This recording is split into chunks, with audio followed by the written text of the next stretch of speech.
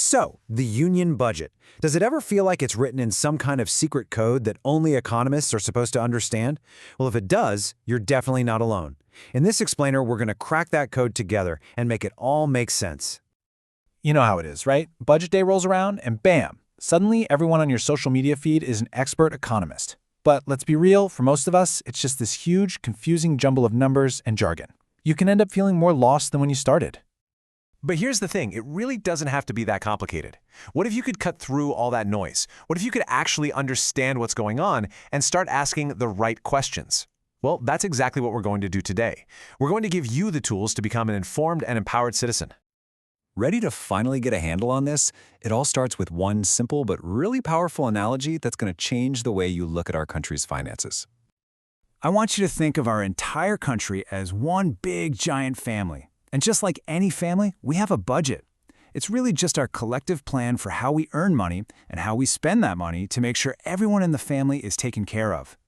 And as you can see here, it maps out almost perfectly. The monthly salaries family members bring in, that's like the taxes and revenue the nation collects. The money you spend on household needs, that's like the government spending on national priorities like defense or building new roads. It's the same logic, just on a much, much bigger scale. Now, just like a family's finances, a country can end up in one of three situations. A surplus, where income is more than expenses. A balanced budget, where they're equal. Or a deficit budget, where you spend more than you earn. And that last one, the deficit, might sound kind of scary, but it's actually really common for governments. Why? Because their main goal isn't to turn a profit, it's to invest in the long-term well-being of all its citizens. So let's put some real numbers on this. How big is our national family's income? Well, brace yourself. Last year, the total income was a staggering 34,96,490 crore rupees. It's a number so huge, it's almost hard to wrap your head around. But here's where it gets really interesting. In that very same year, our national family spent over 50 lakh crore rupees. That's right, we spent almost 16 lakh crore more than we actually earned. So you're probably asking the obvious question, right? How on earth is that even possible? How can a country spend more money than it makes? It's a question that gets right to the heart of how modern governments operate. The answer is actually pretty simple. We borrow. Just like a family might take out a loan to buy a house or a car, our government borrows money to cover the difference in its spending. And over time, all of that borrowing adds up to what we call the national debt. Okay, so we know there's a lot of money coming in, but where exactly does it all come from? It's not just about taxes. Let's break it down. Now this slide tells a really powerful story. For every single rupee our government has, the biggest chunk, 24 paise of it, comes from borrowing. Think about that for a second. That means for every 4 rupees we spend, one of them is borrowed money. That's a really big deal, and it has major implications for our future. All right, now for the other side of the equation. Where does all that money go? Let's follow the rupee and see how our government is spending our cash. As you can see, a huge chunk of our budget goes to just 3 ministries. The Ministry of Finance is at the top, and a primary reason for that is it's responsible for paying the interest on our national debt. After that, you've got the Ministry of Defense, which is crucial for keeping our country safe, and the Ministry of Roads and Highways, which builds the infrastructure that connects us all. But the budget isn't just about these huge, sweeping numbers. It's really about choices, and those choices reveal our national priorities. So let's take ISRO, our world-renowned space agency. Here's how much we invest in reaching for the stars.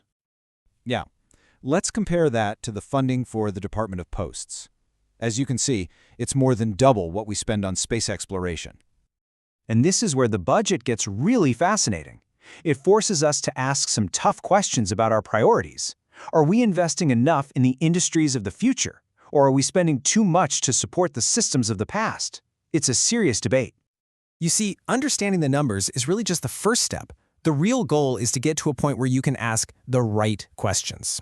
And now that you've got the basics, you're ready to hold your government accountable. For instance, the government's own economic report identified the falling rupee as a major problem. So a fair question to ask is, why wasn't this a major point of discussion in the budget? It's a question we should all be asking. Or think about this. The government often says it wants to make life easier for the middle class. Okay, but if that's the case, why do so many people have to wait months and months to get their own tax refunds back? It's a question that cuts right to whether the government's promises are matching its actions. And what about widening the tax base? There wasn't a clear plan for that in this budget.